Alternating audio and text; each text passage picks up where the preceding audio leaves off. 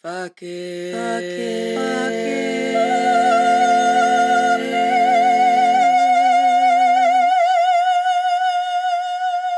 it. Hey, mama. If you are a mom and are tired of the wash, rinse, repeat burnout cycle of motherhood, this podcast is for you. If you feel lonely and isolated in your motherhood journey, this podcast is for you. If you feel like you have completely lost your identity since your babies were born, this podcast is for you. If you feel like every other mom has it together except for you, this podcast is for you. My name is Amanda, and I'm a life coach dedicated to teaching every mom the tools she needs to liberate herself off the back burner. I am living proof that a woman can be present and loving to her kids while also being a whole-ass person outside of being that kid's mom. The secret? Learning when to say fuck it. Hello, and happy St. Patrick's Day. It is not St. Patrick's Day when you listen to this, but it's St. Patrick's Day today. And if you're watching the video, you can tell from my St. Patrick's Day earrings. I love tacky earrings. That's a fun fact that no one asked for about me. But like come Christmas time, it's on. Like that's one of my favorite things about Christmas is the tacky earrings I get to wear from November 1st through January 6th. That is my Christmas season. If you don't like it, I don't care. But funny story. So I sat down in this chair to record this episode, and then I realized that I was wearing the exact same shirt that I wore for last week. The like light flannel thing. And I just I just started laughing. I'm like, okay, can you tell it's my favorite right now? So I went upstairs and put this on, which is probably more appropriate for St. Patrick's Day anyways, because it's more like in your face screen. Although I also am wearing like a light mint pant to go with the flannel shirt that I was wearing. So I will have to change my pants eventually, but y'all can't see my pants. So I can record this episode right now in what I have on. Oh my goodness. So I am here today to talk to you guys about this thought of I don't know what I'm doing and how it comes up for us in just everyday life, but especially in motherhood. I was at a International Women's Day event this last Wednesday locally in the Twin Cities. I know I live in Wisconsin, but I'm right on the border. So I'm constantly in Minnesota. I basically have one foot in each state. It's kind of weird, but that's just what it is.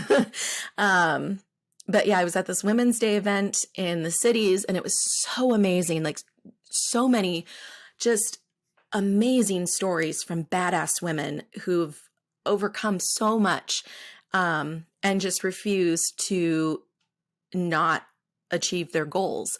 But the woman I was sitting across the table from, she's not a mom at all, but she was talking to me and asking, you know, what life coaching is. Is it like therapy? That's probably the most common question that I get. And I was like, no, it's different from therapy. Therapy is linking all of your childhood traumas to why you're fucked up today. Therapy is so important and useful. I'm never here to diss therapy. I was in therapy for 5 years straight. I still go in to see my therapist for once, you know, every once in a while when I need a little tune-up. But I would say, you know, in my opinion, you might have a different opinion, and that's fine. In my opinion, therapy is there for people who are not functional, to get them functioning. And then life coaching is for people who are perfectly functional. You look at their life and they just have a normal, average American life. They don't struggle getting out of bed in the morning, right? Life coaching takes the goals that you want to set in your life and teaches you how to actually achieve those goals, because we've all set New Year's resolutions and, you know, not followed through on them, or, you know, even just a more serious goal in our careers or our personal lives and not been able to achieve them. And we think it's because we as a person are flawed, and it's not that at all. It's because we don't understand how our brains work. That's what life coaching is for. A coach knows how the human brain works and helps you to rewire your brain, because that's what it takes to make a sustainable, lifelong change. In order to achieve a new goal in your life, you have to literally rewire your brain. It's nothing that you're doing wrong. There's nothing wrong with you as a person. Anyways, I was telling her about all of this. And she was saying how that made so much sense to her because she's been in and out of therapy a handful of times in her life and never really found it super useful in making changes for her today in her life now. And she gave it for instance, she said, for instance, I am the oldest sibling, and I had a lot of parenting responsibilities thrust on me as a kid. So I became kind of like a third parent to my siblings. And now I can see how that set me up for having control issues. I can see how I am very controlling, and I don't like that aspect of me, but at the same time, I don't know how to change it. And so I was explaining to her, like, your brain has these neural pathways that are like riverbeds. Okay. So your brain is really efficient. It doesn't like to waste energy, and it just wants to get the job done. So if it finds a way to get from A to B, even if it's not like the best way to do it, or even if it's not really like serving you well, that's it. That's the thing you're stuck in. Not forever, but for a long time, until you choose to change it, because it's a riverbed, and you can't just cut it out, right? It's there. You have to create a new riverbed for these new thoughts, for this new person that you are becoming. And it's really hard work. And you have to have someone who's coaching you through that, so that you can make that lasting change. So that way, when it becomes hard, you don't give up, and you don't just say, oh, well, I'm just fucked up, or I'm too weak, or I'm too whatever. And I was also, I ended up coaching her a little bit with permission, always permission, because she was in the middle of a job transition. And she said, but I'm really nervous about this new one if I get it, because I've never done this kind of selling before. So she's a salesperson for one industry right now, and she would be switching to be a salesperson for a different industry, an industry that she's not familiar with. And it just made her nervous and instantly second guess herself in that arena, even though she has been wildly successful in her current position. And so I asked her, I said, well, when you started the job that you have right now, did you know anything about staffing? Because that's what she does. And she said, no, I had to learn. And I was like, but you learned, and you figured it out, and you became really successful at it. So why would you start to doubt yourself now, just because it's a new thing you have to learn? You've already proven that you can do that. You can learn something new. And it got me thinking, because women in general have such a hard time with imposter syndrome. And imposter syndrome, in case you don't know, it's a pretty hot buzzword right now. So most of you probably already know what it is, but in case you don't, imposter syndrome is when you are not able to see how you created a positive result in your own life, whether it's your personal life or your career, especially in careers though. If you get a new promotion, you get promoted at work, you are likely to, attribute it to the fact that you're just a really hard worker, not the fact that you're a boss ass bitch and you're very fucking smart and you fucking just deserved it over everybody else who was a candidate for that promotion. You're not able to step into that authority and confidence in yourself and your abilities, other than the fact that you're just a really hard worker.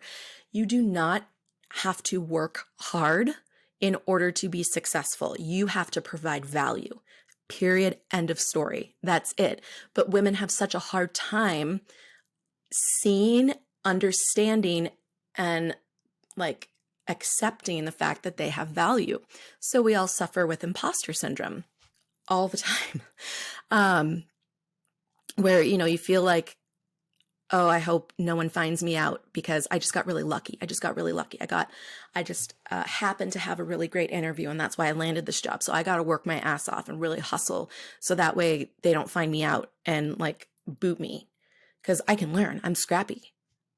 If those thoughts sound at all familiar, you have dealt with imposter syndrome in your life. But it all comes back to this thought of just like, I don't know what I'm doing. Right? And we see that as a problem. But why? Why is that a problem? Of course you don't know what you're doing when you start something new. Like this woman I was talking to at this event. She has experience in sales, but was transitioning into a new, I want to say category. That's not correct. Industry. There it is. A new industry that she didn't know anything about. So what? Why is that a problem? She knows sales. So that already puts her a step above someone who's trying to transition into this sort of position who does not have any sales experience, right? At least she has that. But even if she didn't have any sales experience, she's already proven that she can learn. We can all learn these things. And when we become moms, it's so overwhelming. This thought of, I don't know what I'm doing. And we let it eat away at us. And some of us never fully get out of that thought. Some of us keep that thought of, I don't know what I'm doing, the entire time we're raising our kids.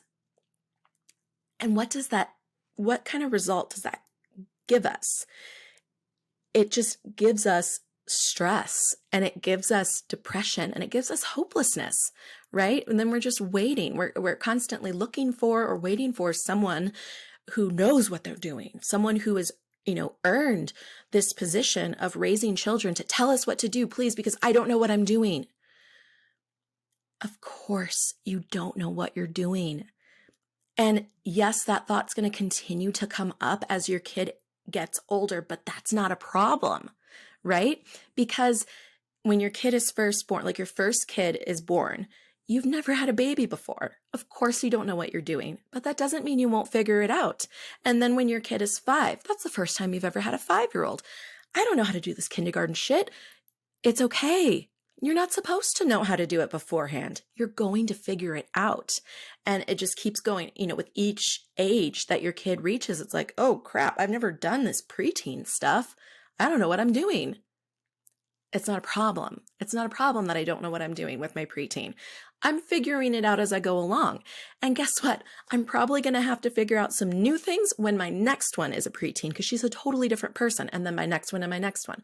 Because that's basically what happened with all of my pregnancies and then all of my babies. They weren't the same babies. Of course not. And I did have to grapple with that when I had my second, because I was like, what is wrong with me? I should have this down. Why am I so overwhelmed and just it's because I didn't know what I was doing in taking care of a baby Aria. I only knew how to take care of a baby Aowen because I had spent enough time with her to learn who she is as a person and what she specifically needed. And so if we can just stop thinking that us not knowing what we're doing straight out the gate is a problem, it opens us up to figuring it out, to learning, to growing. Just think about all of the stress that you would take off yourself if you could just change that one thought of, I don't know what I'm doing. It would be pretty great, right? And it's scary. It's absolutely terrifying because we're in charge of these tiny humans, and it feels like such a huge responsibility because it is, but at the same time, I know I've covered this in a previous podcast, or wait, I think I did. Maybe it was just at my live event. I don't know, but I'm going to cover it now. We're not responsible for the kind of adult our kids end up being. And I say this not because I want everyone to just be like, fuck it, I don't care about my kid and I don't have to. It's on you. Don't be an asshole, please. That's never my MO, is we're not here to be assholes. We're just here to be authentic to ourselves. We're here to not force ourselves into a mold that we were never going to fit into because it's somebody else's mold that works for them. But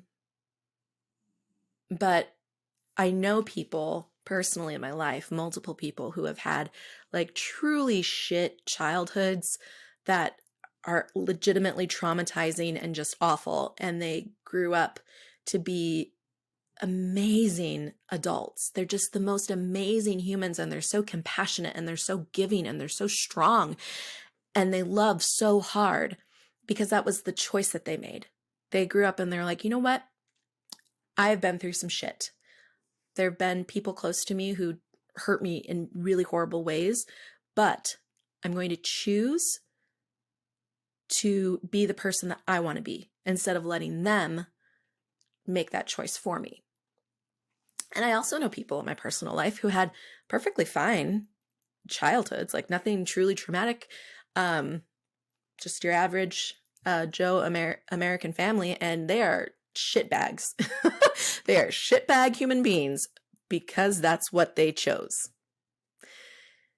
So if we can take that burden off of ourselves of the kind of person that my child grows up to be is 100% on me, whether they're the biggest philanthropist or an axe murderer, that's all on me. No, it's not. You are there to do the very best that you can. You are there to show up for your kid every single day and guide and direct them as best you can. But if they end up being shitbags when they're older, that's their fucking choice. And they can choose at any point of their shitbag existence to become better humans. They can do that. So it's okay if we don't know what we're doing. I've never known what I'm doing. I've just always consistently showed up for my kids. And I've fucked up. And then I come to them and I'm like, I'm sorry that I did that. Mommy messed up because I'm human. And I'm really sorry. And I'm sorry that my action hurt you.